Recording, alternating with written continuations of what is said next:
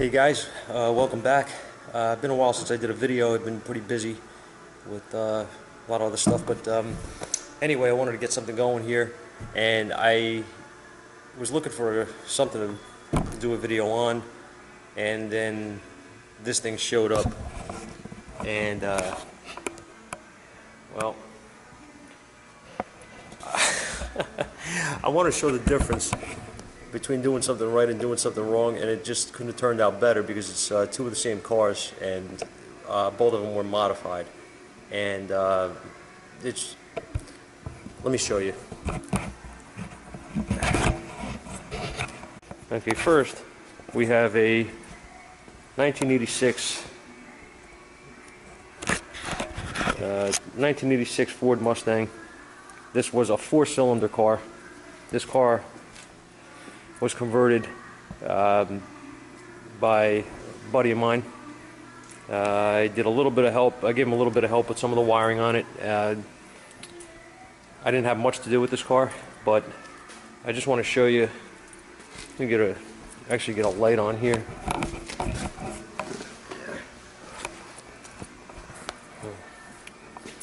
I highly recommend this light, by the way. Steelman, real good. All right. Alright, so here, as you can see, the engine is neatly in place. Everything is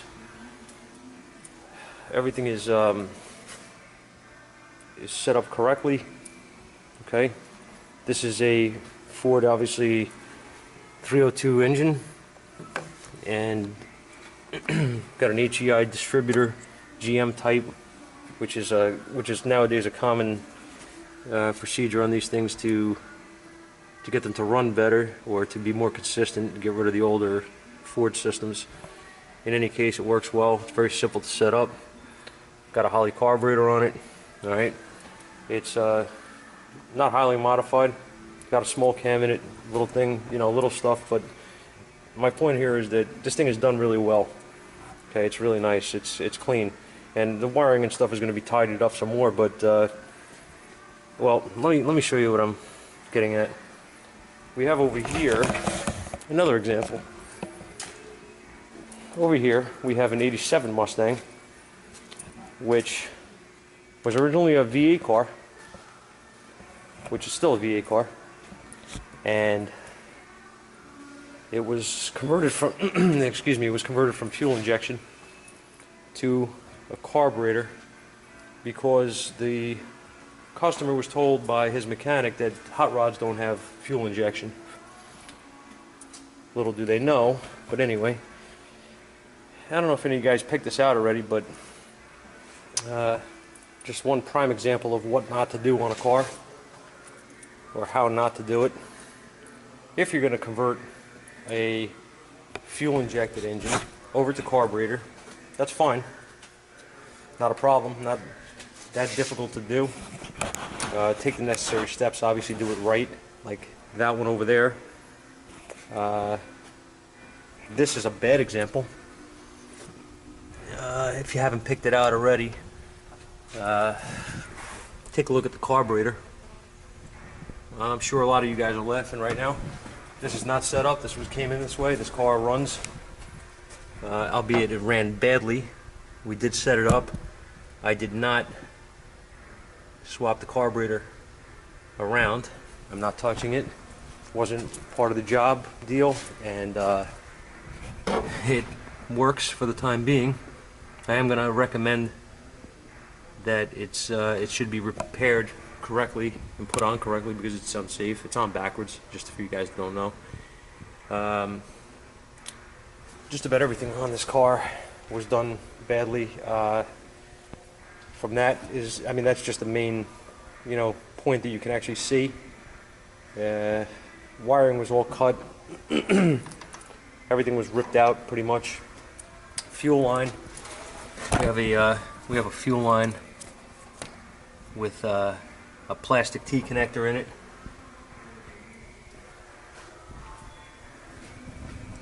And this is just the beginning, of course. This car needs a heater core. I'm doing a heater core in it now for the gentleman. Yeah, this car was not done well. Here's another example of people think it looks cool to bring the wheels out, you know, so that they're even with the lip or even extended past the lip, which actually is the case on this car. If you look closely, it is, you know, past the lip. Well, wheel spacers, right? They make all this cool aftermarket stuff for looking cool. It ruins the car, guys. It ruins the car. This is junk, okay? Look at the tire. It's getting chewed up, okay? This is junk. This is a foolish thing to do. There's nothing cool about that. The car is not going to function properly. It's not engineered that way. And I understand modifications, but modifications that work are actually engineered and designed to work and enhance the car. This is designed, I don't know what this is designed for. It's not to enhance the car.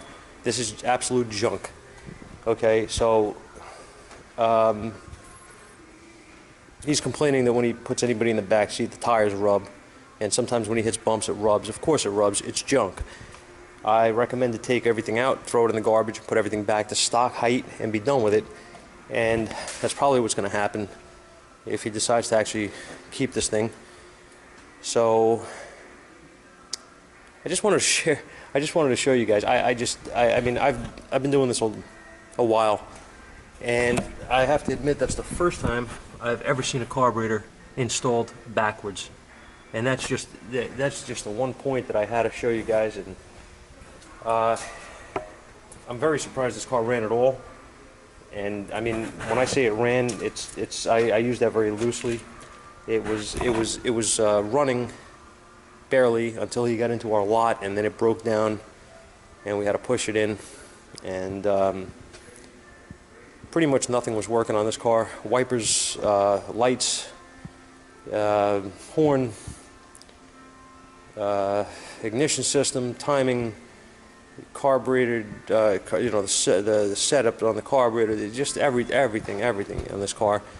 And well, I just kind of got a kick out of it, I guess. I just had to show you guys that this exists. This is not done by a backyard guy. This was done by a shop.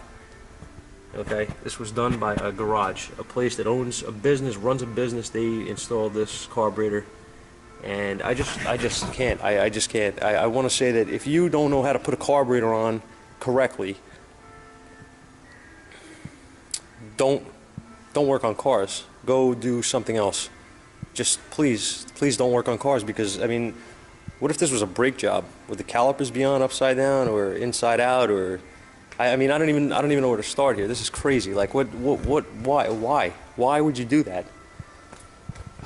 They actually extended the throttle cable, because if you look, the throttle is supposed to obviously be here, guys. If you're watching this, whoever did this, the throttle is supposed to be here, not the choke, the throttle.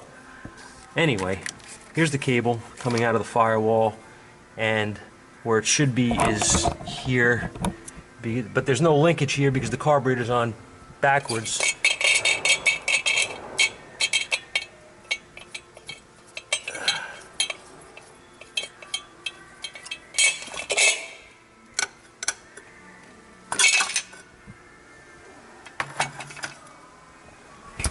Backwards. It's backwards. Throttle is supposed to be over here. Anyway, here's the cable. You can see how safe that looks. It's nice and taut, right? It actually works. I got the choke working and everything too, but whatever. It works. The car runs. The car runs and drives, but this is just not safe. And why? That's my real question. Why would you do that? Anyway. I'm almost thinking to myself that because the throttle on the Ford was originally over here, the fuel-injected engine has the throttle underneath the intake. For any Ford guys that are familiar with the 5 liters, they were under, the intake would be here and the throttle would be underneath. You would reach under the... Anyway, maybe he thought that because it was like that, the carburetor goes on that way. If that's what he thought, he was wrong, and I still don't understand. But all right, anyway, enough ranting about it. Just wanted to share this with you. I am not going to show the heater core job. I have to pull the dash out, and this car needs a couple of things. It needs a little, you know, a little paint, maybe, a little more tape or something. I don't know. It needs some work. A door panel, maybe. A couple things. I don't do body work, so I guess I'm not gonna have to worry about the stripping down of the paint. This is a custom paint job, by the way, that I just wanted to show you guys. I'm not sure if you could see how that was done, but that's a lot of technique involved there. I don't know who's been working on this thing, but they shouldn't be working on cars. Matter of fact, they shouldn't be working anywhere. There's a lot of guys out there that need jobs that, you know, actually a lot of guys out there that need jobs, a lot of guys out there that own shops that are reputable. This is not, whoever did this is not one of them. Be buyer beware. Be careful where you go, and really do your research, boys. Do your research before you go somewhere and have your car worked on. This guy actually spent money. He paid money to have this done.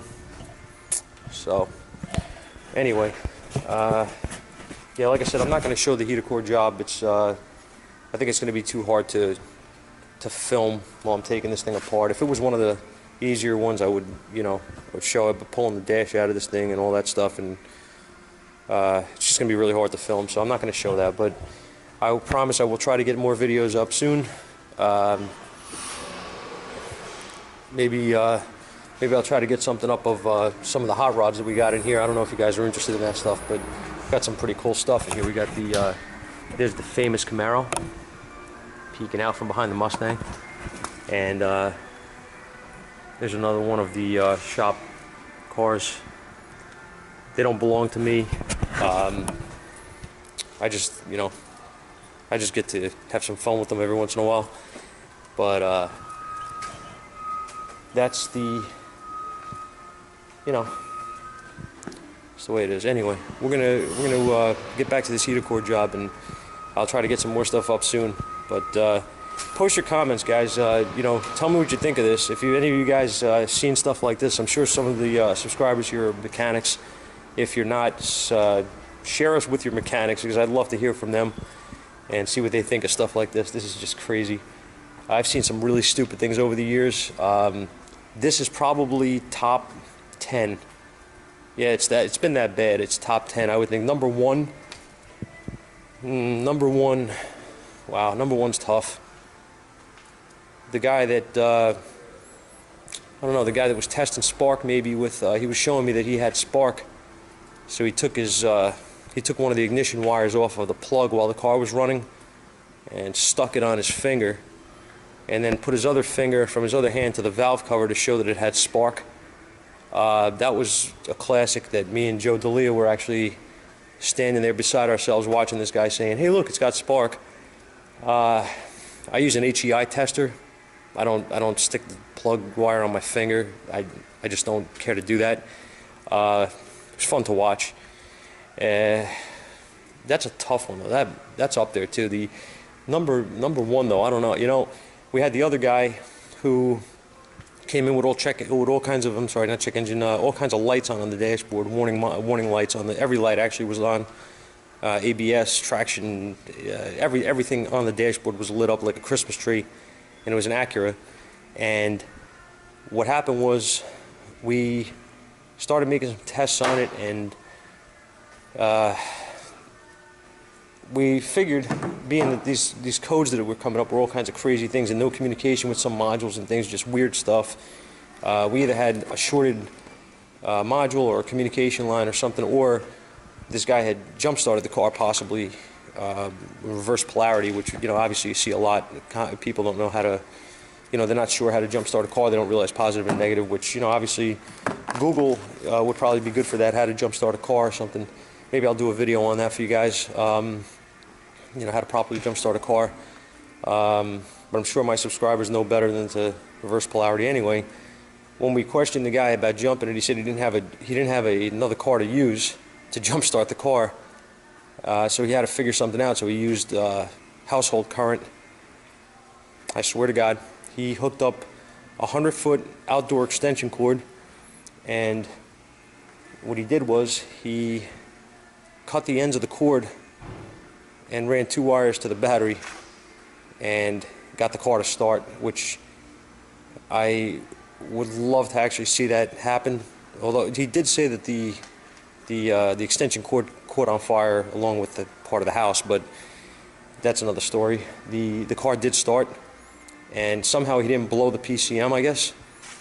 But he did do a massive amount of damage to other modules. He fried just about everything else. So the things that you wouldn't think are possible, we've seen a lot. So the carburetor thing, it's definitely top 10. But the thing about these other people were that they were not mechanics. They were people that just wanted to try something, and they're lucky they didn't kill themselves. This guy is a mechanic that did, not the guy that owns the car, but the guy that worked on the car is a mechanic. And that's why I say this actually makes top 10 of stupidity, because never seen a mechanic that didn't know which direction to put a carburetor on. Anyway, gotta go, guys. I gotta get back to this core. I'll talk to you soon. I'll see you guys soon. Thanks for watching.